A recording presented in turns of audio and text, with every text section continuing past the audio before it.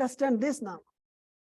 So you see the version, update on, and the how many download, and the required OS, right? OS, you know this, the mobile app, also the computer, you know that, right? It's a more than computer.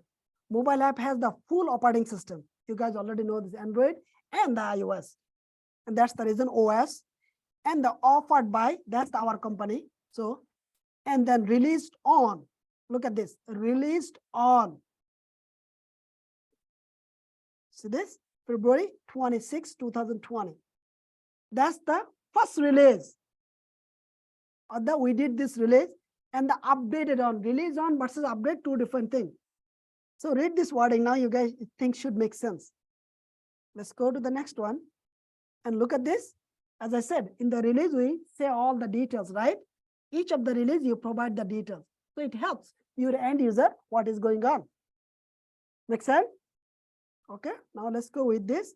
Now we'll start with the different thing.